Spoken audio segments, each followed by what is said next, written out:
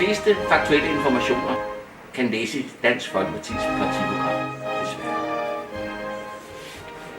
Goddag. Jeg har et lille opråb til det danske folk. Mit navn er Emil Bier, og det betyder øl på tysk.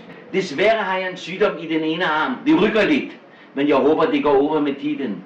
Der findes så mange gode læger i dag, der tager ryggene væk, men desværre, for øjeblikket er jeg ret syg. I Tyskland har vi mange gode ting, som Reinheitsgebot. Det betyder, at den øl i Tyskland skal være ganske ren. Her i Danmark vil vi være helt rene. Vi vil have en dejlig kirke med lyse mennesker og renvaskede lokaler. Vi vil have vores religionsfrihed. Vi vil det gode. Desværre har jeg fået den forkerte skjorte på i dag. Den blev blå. Da alle brunskjorter ved en fejl blev sendt til det sydlige Jylland. Jeg ved ikke, hvad der skete.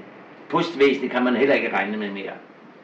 Vi går ind for ytringsfrihed, religionsfrihed, men ikke for yderliggående. Det kan blive for meget. Zu viel, som vi siger på tysk. Zu viel. Vi går ind for samhørighed med vores folk og vores tanker. Vi vil ikke have halalkød i skolerne. Det forstyrrer balancen med det danske folk. Vi vil ikke have skoler med fasten i ramadanen. Så ødelægger vi koncentrationen hos skolebørnene, og så lærer de ikke, de skal lære blandt andet kristendommen, som er så dejlig. Vi plejer at sige, at den jødisk-kristne kulturkreds, som os skaber frihed og tolerance, og vi er også meget tolerante, når det gælder os selv.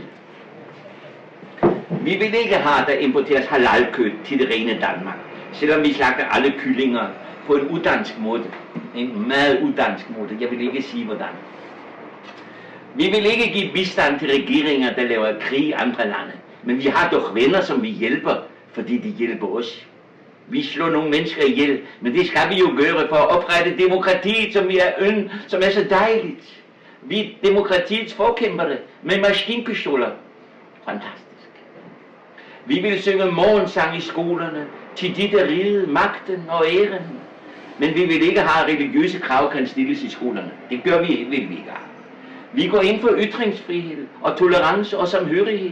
Ja, vi er kærlige. Vi elsker Danmark. Og de danske friheder. Vores frihed må ikke generes af religiøse fanatikere. Dem kan vi ikke lide. Vi vil have Danmark helt rent. Der er mange unyttige spisere her i landet. De vil ikke arbejde. Konerne bliver hjemme.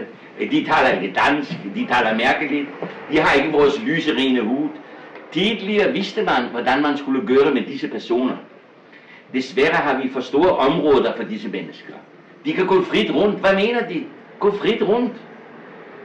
Der er ingen bruser, mure eller vægge eller huller i loftet der, hvor de er. De kører i vores busser og vælter ind i vores skoler. Jeg beklager meget, men trækker de ikke for meget dansk luft? Man kan også få luft på flasker. De vil dæmpe den lidt, hvis det er den rigtige sammensætning.